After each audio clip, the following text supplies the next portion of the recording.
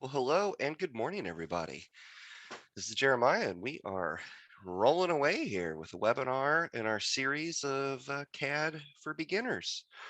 All the very little common little questions that we get and things really, stepping you through it. AutoCAD is a very complex thing, and there's a lot to cover. So we split this up into multiple sessions. So if that sounds fun for you, then you're in the right place. Just want to remind you that a couple things. We are recording this, so of course it'll be available to go over again. That'll be pretty handy. But right now, it is definitely live. We are here, so we are have done our best to have this cover everything, but you might still have questions, and we really frankly hope you do. So I would actually recommend you click that Q&A button at the bottom of your screen right now, because it'll be a little quicker for you to type a question, but also note you're going to be able to see the answers that we type to other people's questions. So it makes a nice companion, reminding you that this is interactive, at least for now while we're here. So get those questions in before you're watching the recording one and you aren't able to ask us questions. But I'm done with all of my little housekeeping things. I'm going to hand this over to James and we'll get going.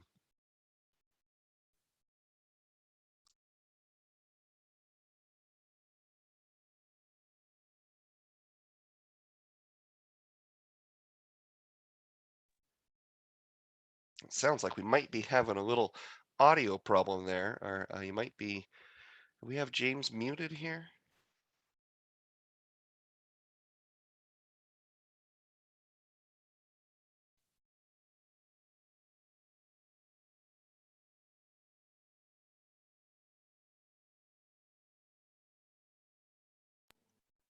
Let's see, he's not muted from our end.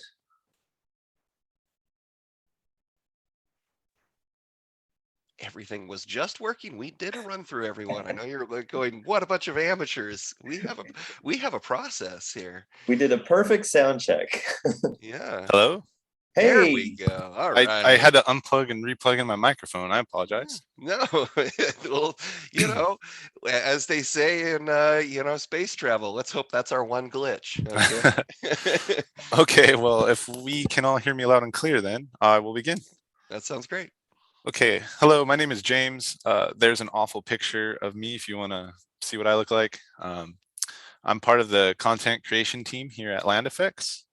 I also work with manufacturers and I do some video production.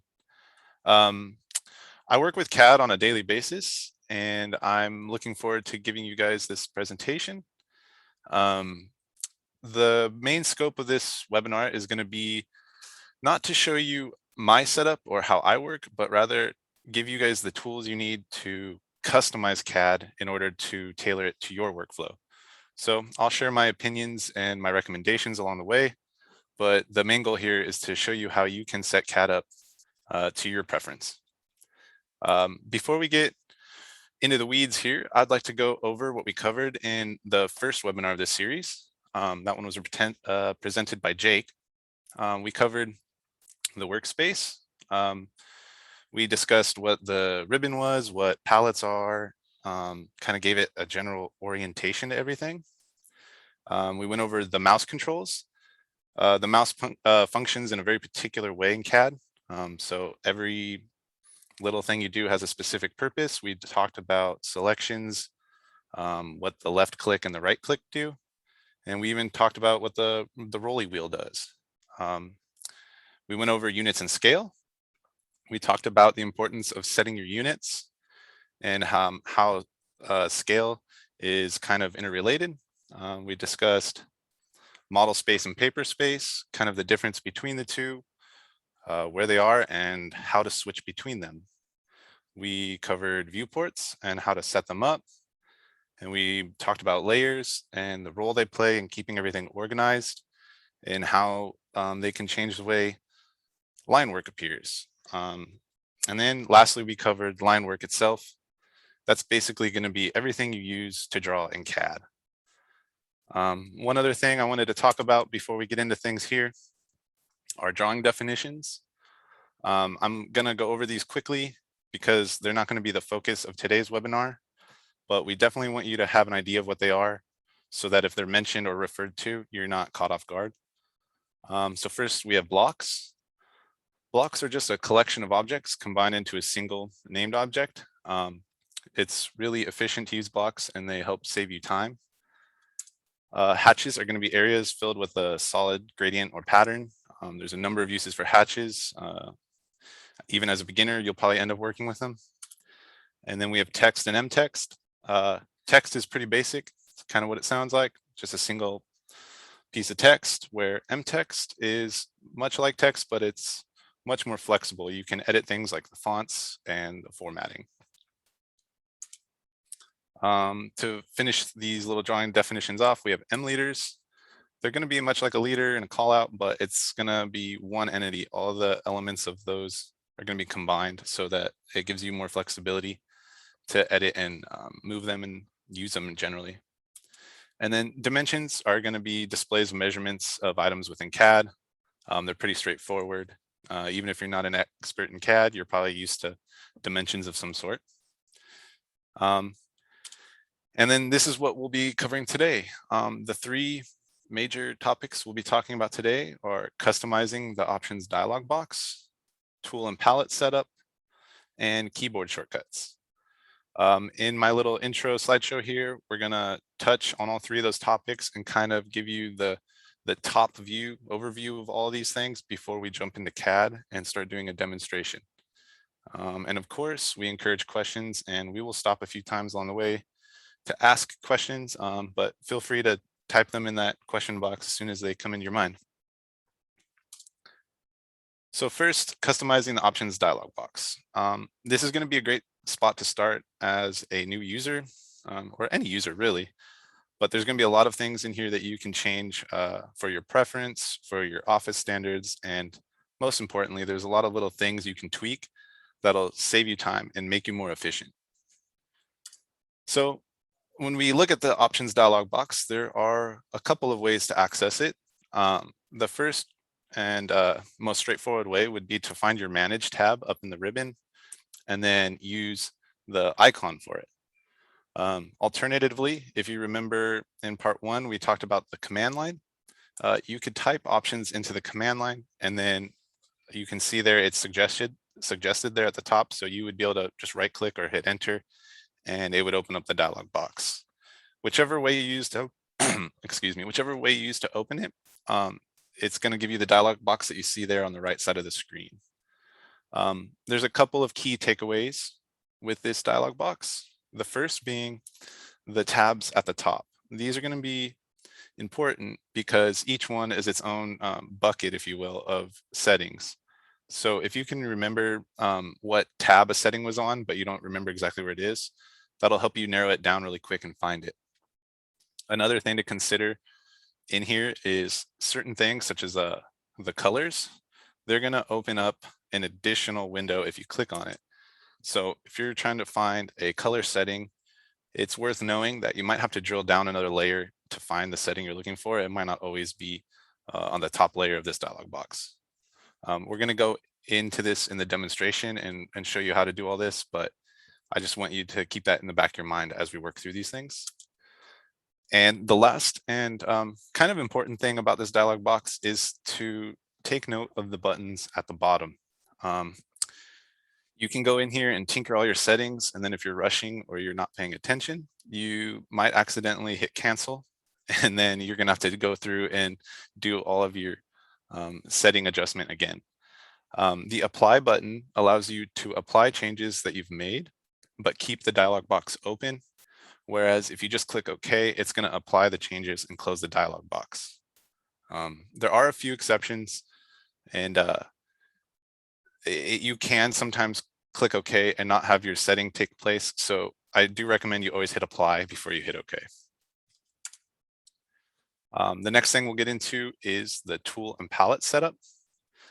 These are going to be really useful and very customizable to your preference and your workflow. So to open your palettes or to see what palettes you have available, you can go up to the tools and hover over palettes, and then you will see a pop-out list with a list of the palettes to choose from. If you are looking, you might see that some palettes have a default keyboard shortcut, whereas others don't. If you see their layer doesn't have a shortcut, don't worry, that's no big deal, because you can always just type the name of the palette into the command line to open it up. One important thing to note if you're using the command line to open things is a case like this where you're trying to open tool palettes. If you were to just type tool, if you look at the suggestions there, tool palettes is the second suggestion. So if you were in a hurry and you just type tool and hit enter, you're actually going to open the toolbar, not the tool palettes. So you might want to type tool and then P to make tool palettes at the top, or just type tool and use the arrow key down to choose tool palettes. Either way, as you get more used to things, you'll figure out exactly what you need to type to open these. One other thing to know about palettes before we begin is there is the little gear icon that you'll see on them. If you click that little gear icon, it opens up another menu, and that menu gives you options to change the way the palette behaves. So those are going to be really important and useful to you, especially when you're setting up your palettes. The third thing we want to discuss are keyboard shortcuts. These might be a little bit more advanced in the sense that you probably want to get used to using the default keyboard commands or shortcuts before you start mapping your own custom ones. But even as a beginner, if you're doing specific tasks and certain workflows, you might find some good benefit in changing your shortcuts around. To get to your keyboard shortcuts, it's pretty easy. You want to open the Customize User Interface dialog box, and that is also found on the Manage tab. And then it has an icon. Again, you can open this one using the command line. You would just want to type CUI, which is Customize User Interface, and then it would open it up the same way. Looking at the dialog box on the right, you can see that there's a lot going on, and this might seem daunting as a new user. Just keep in mind that a lot of this is going to fall outside the scope of today's webinar, and we want to zero in on the keyboard shortcuts right there. If you use that little plus button, it'll expand and you can see the shortcut keys. Now, if you scroll through the list and you find a command you like, you will then see it highlighted in the shortcuts window over to the right. And if you look at that shortcuts window, you'll see the column where it says keys. That shows you the current keyboard shortcut for that command. And that's where we will be able to edit those keyboard shortcuts. And one last little note before we get into our demonstration about this dialog box is you can print or copy and paste your keyboard shortcuts into an Excel sheet or print them out for your reference or for somebody else's reference. It's just a nice little feature to know about. And that's kind of the brief overview of our topics. And I think we're just about ready to jump into the demonstration unless we have some questions that we want to answer. No, I think we're good. Let's roll right into it. Awesome. All right, well, moving right along here, you can see I have a drawing set up here. This is CAD. I hope you have seen this before, but if not, don't worry, we'll take you through it. Let's begin with the options dialog box. So like we discussed, you can come up here and navigate to your Manage tab, and you could open it using the icon here. Or alternatively, you could type options down below. And if you look at my command line, there it is, it's selected it. I could go ahead and hit enter. And now I have my options dialog box open. As you can see, it opened on the display tab. So I'm gonna go ahead and click on the files tab. And what we'll do is we'll just run through all of these tabs really quick, and I will touch on the most useful settings for new users. The big takeaway from the Files tab is going to be your template settings. If you see that one down here, it says template settings. We want to expand that, and we want to locate the default template file name for QNew. If I expand that, you can see I already have a file path there. But by changing this, or setting this rather, what this allows you to do is assign a template. And what this will mean is when you open a new drawing, AutoCAD will pull the settings from that template. If I wanted to choose one, if I didn't have one already, I could choose browse, and it'll take me by default to where the AutoCAD land effects templates live. I'm going to leave mine set to architectural inches because that's what I primarily work in. But of course, if you were working in decimal, feet, meters, or millimeters, you would have those options as well. So let's go ahead and assign this one. And I can apply this and click OK. And now when I open a new drawing, you will see here it's pulling from that template. So I have some paper space layouts preset here. But more importantly, if I come to model space and I type units, my units will be already set to architectural inches. So you can see how that alone is a quick time saver. It saves you a whole step. By default, drawings will typically open in decimal and unit lists. So if you're running it that way, you want to make sure your first step is always to open up your units and set those. But by setting your template, it's something you don't really have to worry about. So moving on in the Files tab here, the other thing you want to note are the support file search paths. These might not be needed right away, like the template is, but they're good to know about. For example, in my workflow, I use a lot of custom hatches, and I work with hatches that are not default hatches. And because I'm always changing these and working with them, I like to keep a folder on my desktop. And so I was able to map this file path here so that when I'm accessing my hatches, the system knows where to look. You can click browse and choose the file path in which you want the system to look, or you can add or remove them or change the order. So just keep that in mind. If you have things that you want to access that are not defaults, you might need to set up the file path to access those things. Moving on to the display tab, you have a lot of control here. Probably the biggest thing to take away from here are going to be your color settings.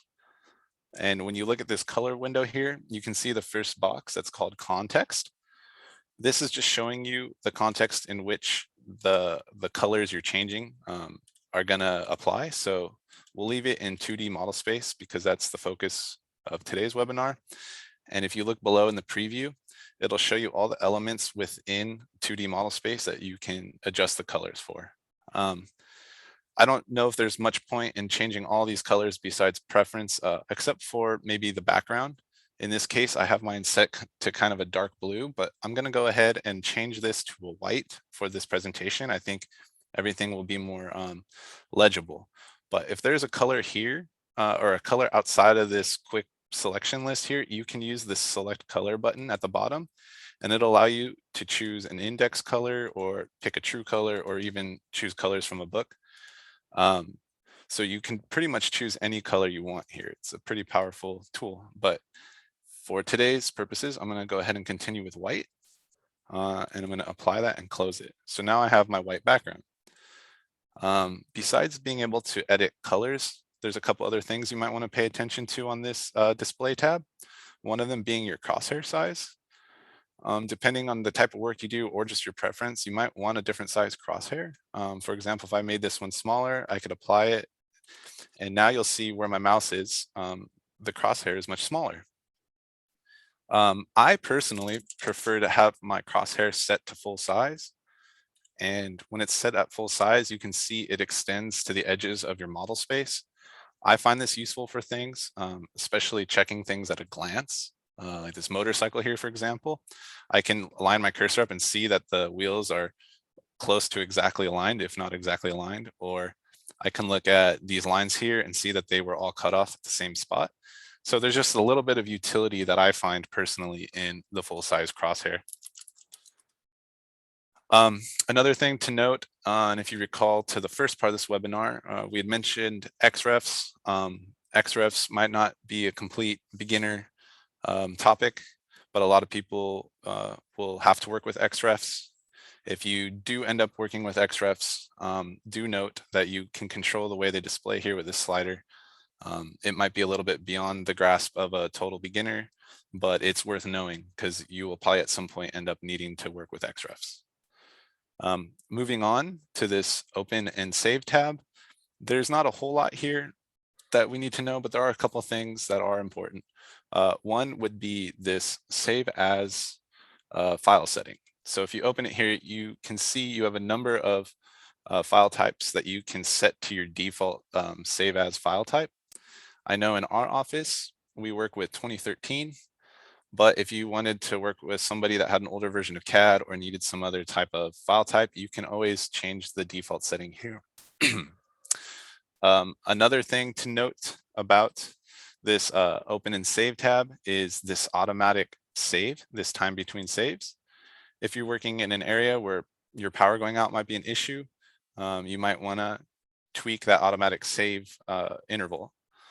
And then finally, the last thing to cover on this open and save tab are these proxy settings down here. You can see how the system will react differently to proxies. Now, if you're getting a drawing from Revit or some other software, a lot of times those drawings will contain proxies, and that setting there will tell CAD how to treat those proxies. You might not have to worry about that, but just have it in your brain so that you know if you are dealing with proxies, you can change that setting. Moving on to plot and publish. Not a whole lot here. That's going to be a big deal. You can set your default printer, which is really nice if you work in an office with many printer choices. And you can also change this plot to file output path. This is nice if you're going to be printing to a PDF or something and you want a designated folder for those documents to come out in. Under the system tab, definitely not a whole lot here, but one important thing to note is this graphics and performance button. There's more than likely you won't have to deal with this, but in certain cases, if you have a slower machine and a demanding drawing, sometimes that can create graphics issues. And we've had users solve their issues by playing with this hardware acceleration setting and also this smooth line display. Now, there's no one size fits all solution to this, but if you are having graphics issues and you know you have a slower machine, you might try tweaking these settings and see if they help with your problems. Under user preferences, there's this right-click customization. This might seem like a small thing, but this is actually a really powerful setting that can dramatically change your workflow. And more specifically, I'm talking about this default right-click behavior. As you can see here, it's set to shortcut menu, and I'll go ahead and show you what that means.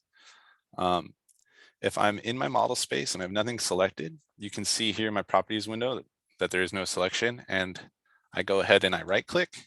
It brings up this standard menu here. Now, for a lot of things that I do, I actually prefer my mouse to be set up this way. I use these isolate tools often in my workflow, so sometimes I like to have access to them. However, depending on what I'm doing, I might actually change this setting. If I change this right-click customization setting to repeat last command, I now have a very different behavior from my mouse. So I'll go ahead and demonstrate that, and I'll close this and apply it. So now when I right-click, it's going to repeat whatever command I did last instead of giving me my menu. So if I select this polyline here and I press delete on my keyboard, you can see down here in my command line that it erased the one object. So now if you see my command line, all I have to do is right-click and it puts me right back into the erase objects command. So now I can just select whatever I want and either right-click or hit enter, and they're gone. And I could easily, again, right-click to get right back into erase. And this will work for any command. If I wanted to do that for copying this line, let's say I did copy base, which is the same as copy command, but it allows me to specify a reference point. So I'll go ahead and hit enter. I'll specify my reference point here in the middle. And you can see here, it copied the one item with the base point. Now this allows me to paste the item, and that reference point I set will be at my cursor. So if I were to do the standard keyboard shortcut for paste, which is Control V, wherever I click now, that line will appear with that reference point at my cursor. And because that was the last command I did, now all I have to do is right click and left click and right click and left click, and I can place these lines anywhere I want. So you can see how powerful that one little setting is. It really changes your workflow. And so I think it's really worth knowing as a beginning CAD user, because depending on what you're doing, you might need to do really repetitive tasks. So keep that one in mind. It's really helpful.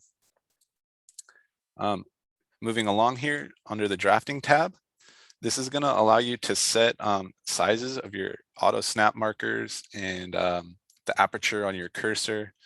These are going to be very up to you on your preference, but I do recommend that you don't touch these right away. You get to know them at their default and then decide if you want to change them. And moving on to 3D modeling, this is just going to completely fall outside the scope of today. So we're going to skim past this to the selection tab. And the selection tab, I have pretty much the same thing to say about the drafting tab. These are going to allow you to change things like pick box size, grip size, and so on. Even grip color you can change. But again, I recommend you get used to the standard versions before you start tweaking them. And if you don't know what a grip or a pick box is, I'll show you really quick. If I select an object here, the grips are these blue items that I can use to interact with the object. So I can grab this grip and move it. And then a pick box is going to be when you're in a command and you hover, it'll show you what you're trying to pick. So before you try changing any of those, it's probably best to leave them in the default. And then once you get familiar with everything, decide if you want to change that. And then profiles, there's not much that we're going to talk about here. So I'll just go ahead and call that good for the options dialog box. Do we have any questions related to the options dialog box?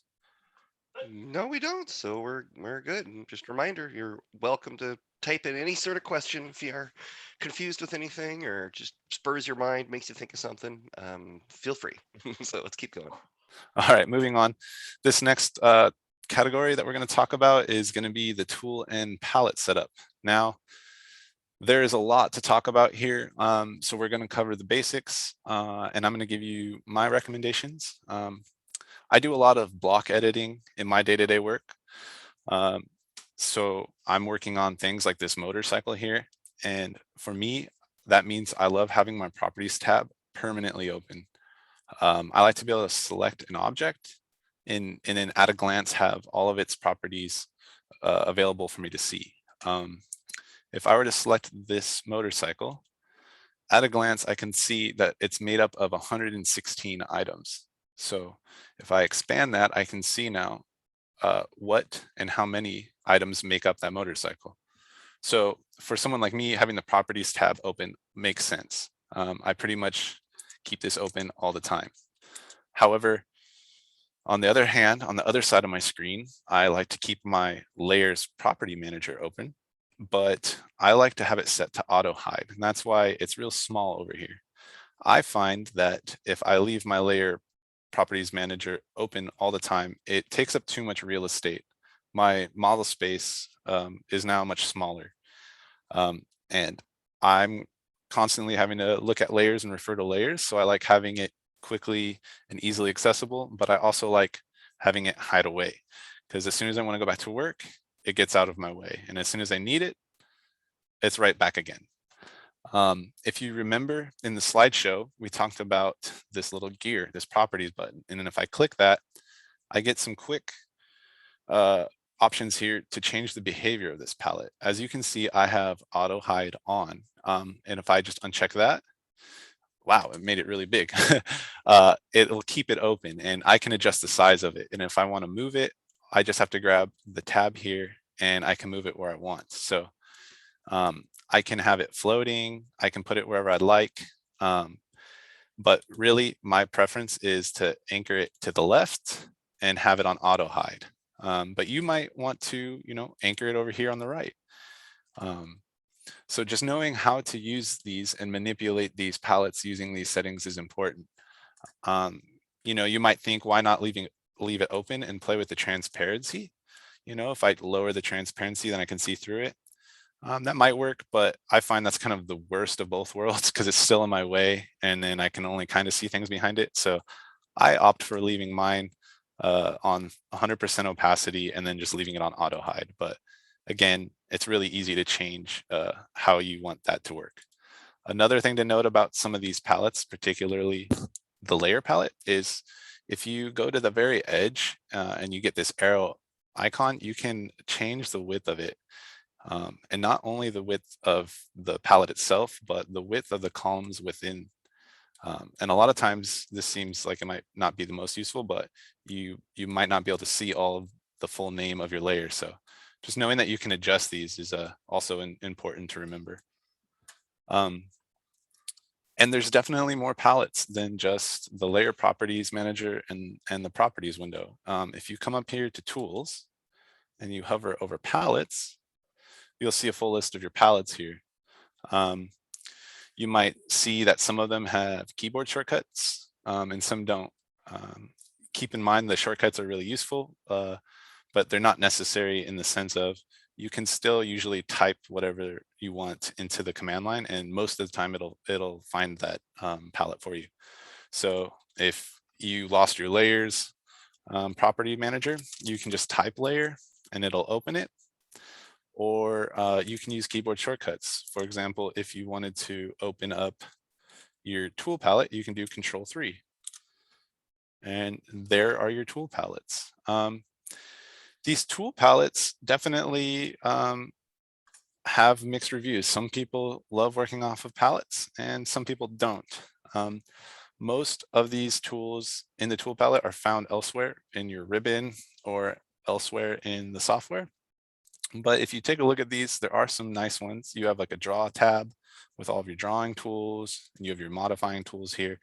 So there are some decent presets you can look at, but you can also make your own custom tabs. So you can come over here to the properties icon, and you could come down here to new palette, or in here you could right click and create a new palette as well. But either way, when you make a new palette, it's gonna prompt you to name it. So you could make one, say, called favorite tools, and you could put all of your favorite tools in here to have them handy. Let's say you wanted to grab your copy tool, you just right click it and choose copy, and then come back to your tab and right click and paste it. You might want to get some drawing tools, like maybe you want the polyline tool, same thing, copy and paste. And you can start building out your custom tool palette that way. And let's say you come across tools that you don't see in these palettes and you want to know how to get them in here. It's pretty easy. You can come up here to the Manage tab and open your user interface, customize user interface dialog box. And I'm actually going to close this real quick because I made the mistake of closing my palette first. You need your palette and the customized user interface open to add additional tools here. So if you look down here in this command list, you can scroll through all of the commands. So you can just find one that you want. Let's do something fun like copy along a line. All you do is you select it and then you can drag and put it into your toolbar. So you can really take any command you want and put it in here to build out your custom tab. It's pretty useful. And if you don't want your tab anymore, it's as easy as right clicking and deleting. And you can also reorder these however you see fit. I think that tool palettes might be more useful if you have a large screen or you have dual monitors or something where you can have more open.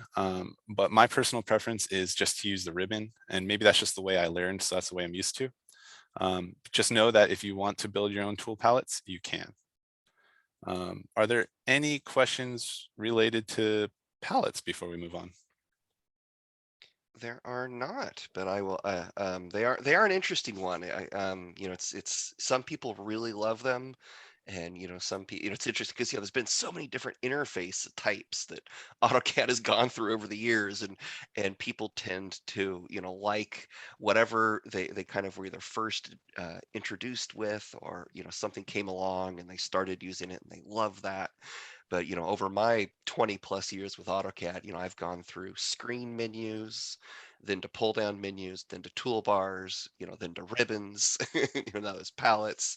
But the custom palettes are definitely pretty cool in that you can kind of keep them floating, and they work really good for some things, and it's just a matter of finding if that's a good fit for you. So they're an interesting one. But yes, and then Jeffrey chimed in and he says he agrees custom palettes are pretty awesome. So definitely something to look into if you're new to it. But let's keep rolling. Okay, sounds good.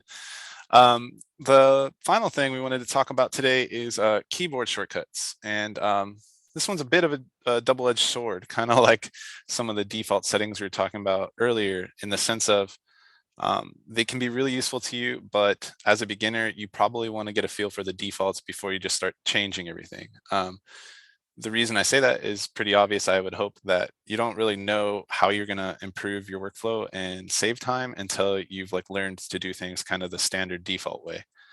When we're talking about keyboard shortcuts and how to modify them, though, it's right here in the Customize User Interface dialog box that is found under the Manage tab. You can click the icon there to open it, or you can type the shortcut of CUI.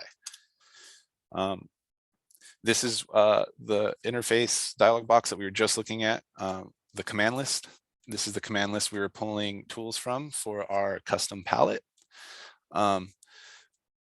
For keyboard shortcuts, we want to definitely zero in here where it says keyboard shortcuts. A lot of this other stuff might seem overwhelming, but you don't have to worry about that now. If you expand this, you'll see shortcut keys. And then if you expand that, you'll see a nice list of commands here that have some default keyboard shortcuts applied to them. So a common command such as paste as block might be a useful one and worth changing, because if you look here in the shortcuts window, it's already highlighted because we selected it on this side.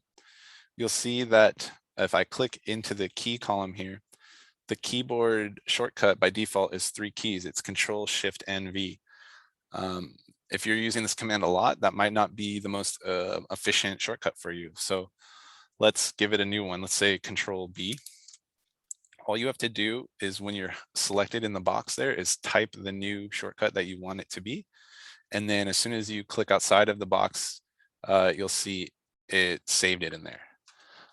So let me go ahead and demonstrate this paste as block command for you. So I'm going to go ahead and apply this, and then I'm going to say OK. And if you remember here, this motorcycle was 116 items. So I could, if I wanted more than one of these in my drawing, copy and paste all of those entities each time, but that's not very efficient. And it's not going to do me any favors later if I want to move it or edit it, because I could select part of it and not get the whole thing. So what we want to do in order to paste this as a block is, first we want to select the entirety of the objects that we want to include in the block. And then I'm going to do a copy base command. This command is really useful because it's much like copy, but it allows you to set that reference point. So I'm going to go ahead and set the reference point as the bottom of the rear tire. And if you look at the command line, it got all 116 items and it gave it the base point that I selected. Now, if I use my keyboard shortcut, all I have to do is type Control B, and wherever I click, a new motorcycle is going to appear at that base point. And if you look now, when I or select this item rather, it's a single block reference. So we've got this instance over here where it's 116 or 117 items. Oh, 116 plus my block I still have. Or I have this one, which is just one block reference. This is really nice because if I want to move this, I can now just click it anywhere. It selects all of it. I can type M for move, and it's as easy as putting it where I want. I don't have to carefully select everything that was included. Another reason blocks are so useful is it's going to increase your drawing performance because the system only has to refer to the block reference. It doesn't have to actually move 116 items each time. So you might be thinking, why is a motorcycle a good example? I just wanted to show that because it had so many items. But another reason this keyboard shortcut could save us a ton of time was, let's say you were working on a planting design of some sort, and you didn't choose a block by default, or you just wanted to draw one for fun or something, and you had a cool little plant symbol here, but it was still made up of 15 items.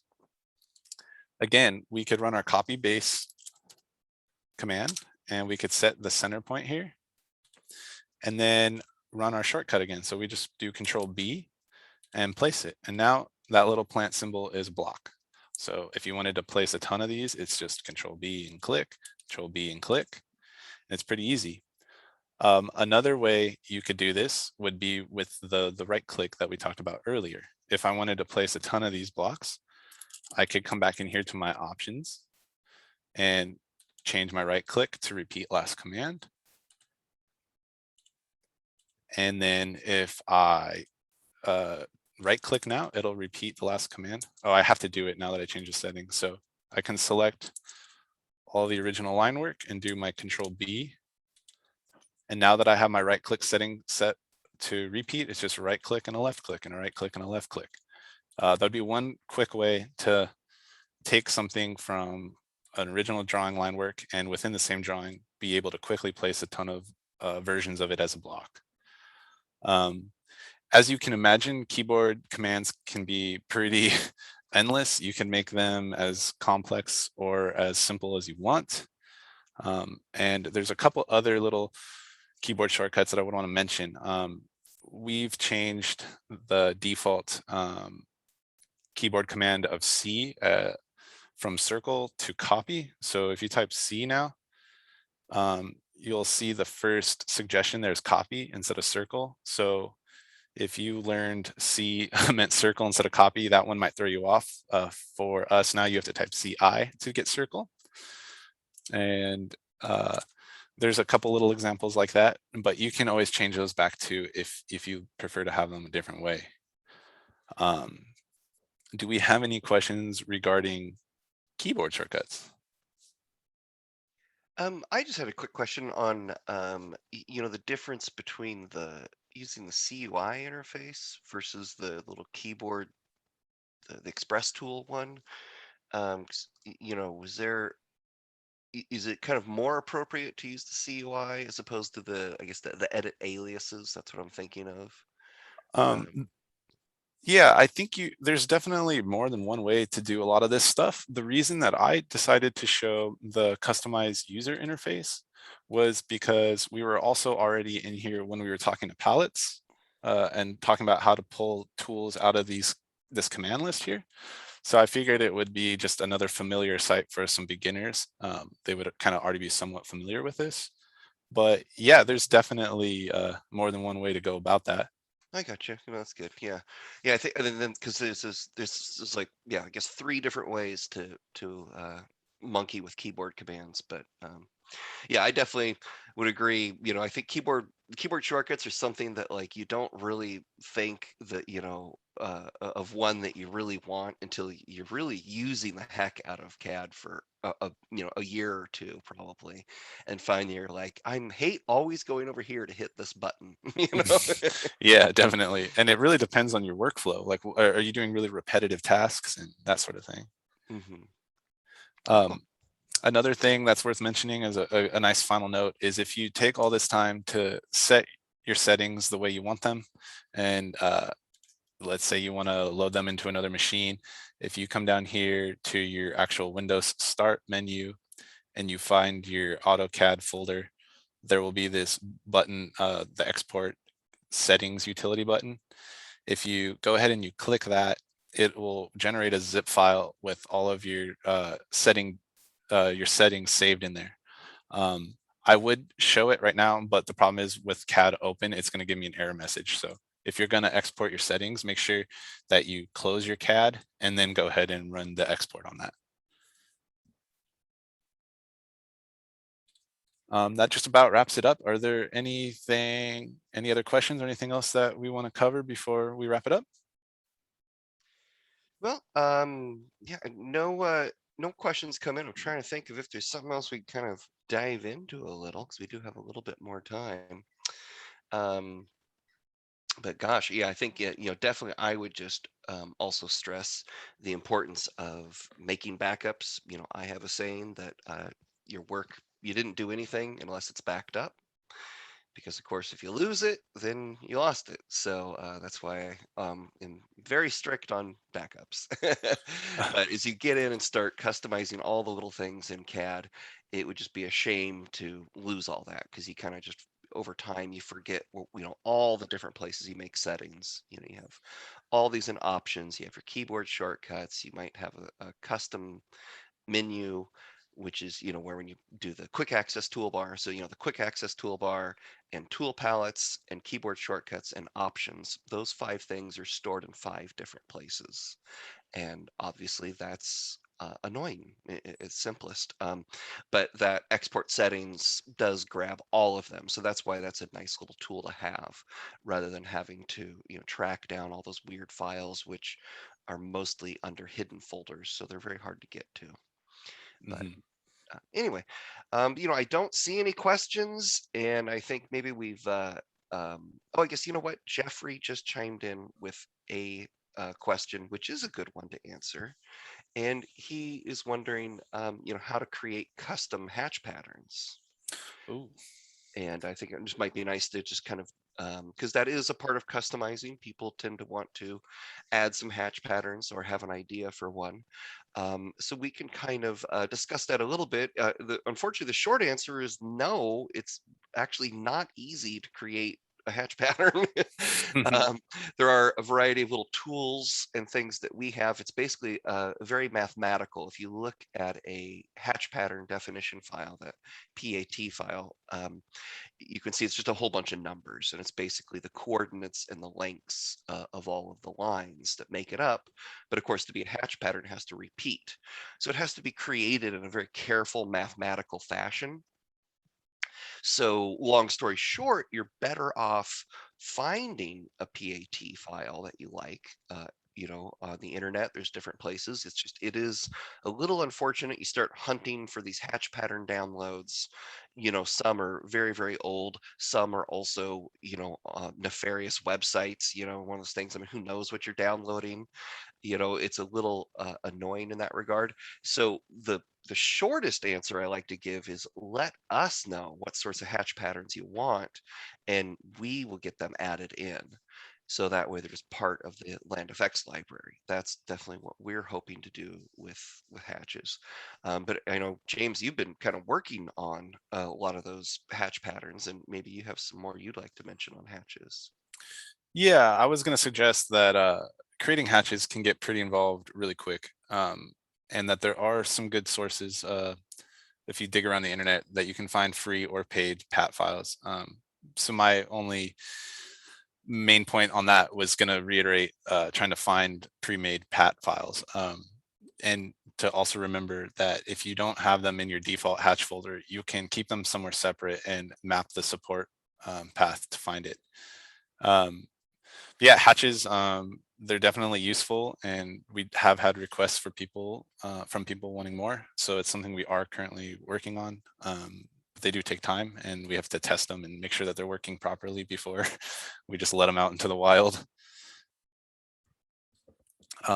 Another thing I was gonna touch on one more time, I did mention it briefly. You, Jer, had sparked my memory on this, was this automatic save. I kind of glossed over this, but working in the office, this was one I took for granted, because here in the office we have good internet and good power and we never have issues. But I live out in the hills, and during COVID I've been working from home, and I do get more power outages and that sort of thing. So depending on your situation, this automatic save interval can actually be really useful for you.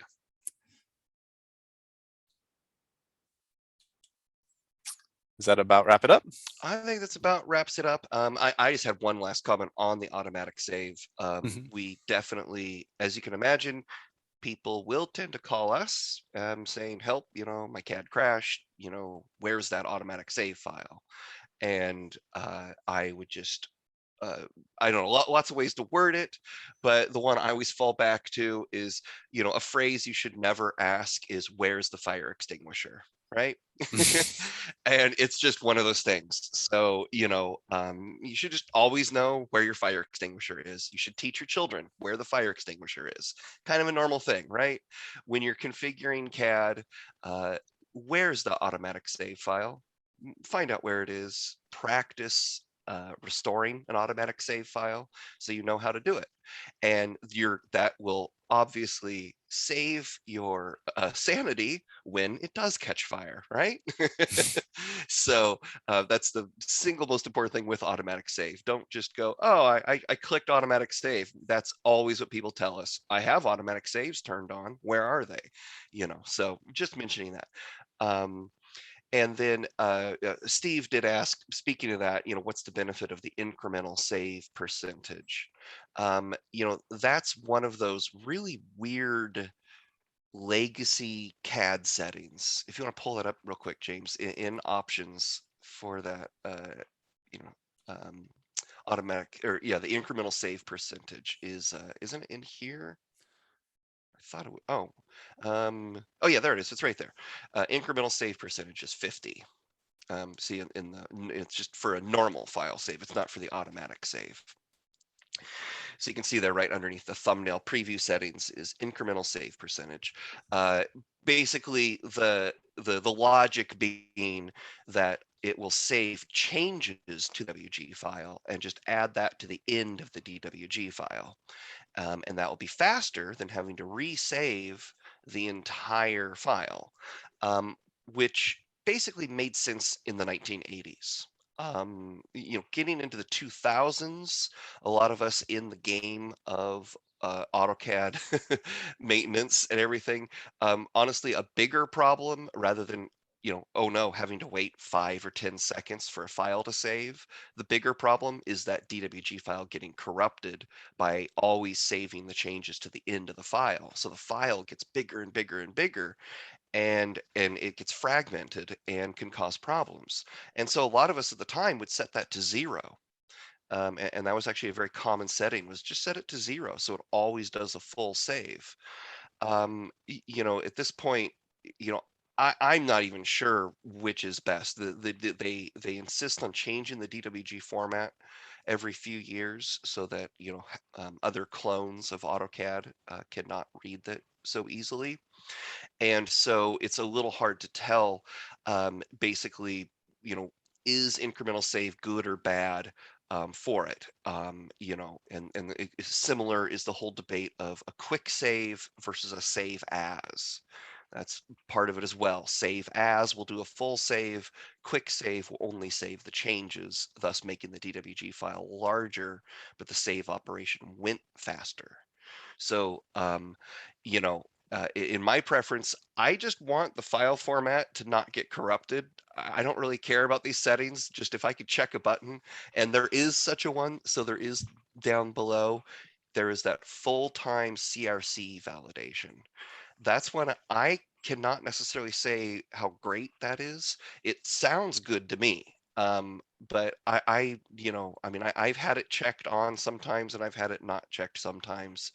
And I have not researched it enough. That would be something to maybe look on forums and kind of see if that has actually, helped someone prevent having a file get corrupted in some fashion. I'm just not sure.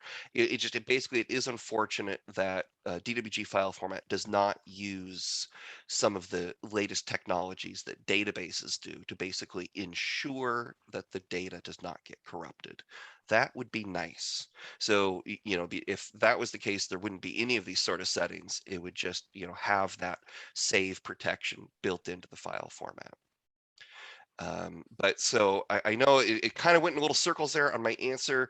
I know it doesn't necessarily fully address it. It's kind of something to kind of look into,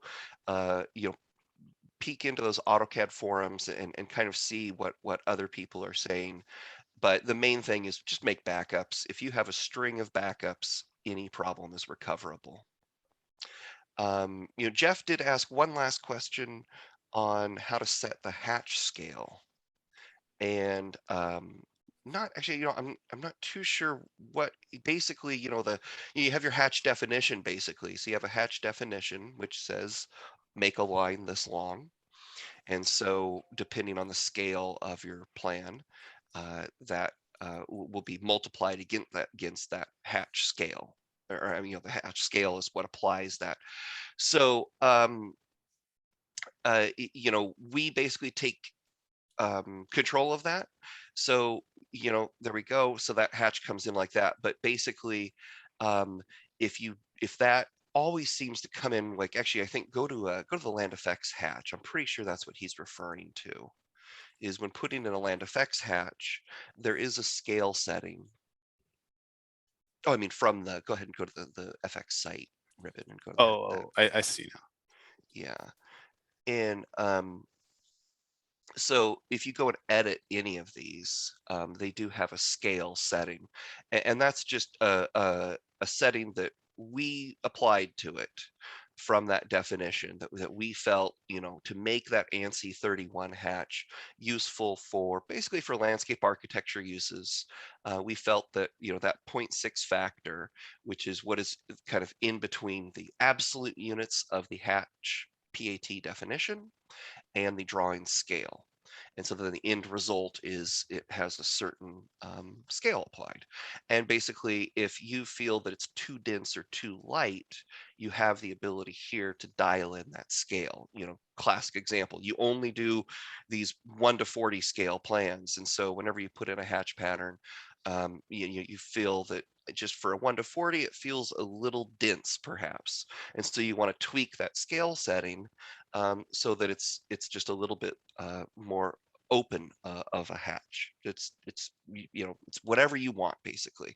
So that way you can set it here, and it's just set it and forget it. It'll always be automatically multiplied by the drawing scale, and the hatch will come in the way you want.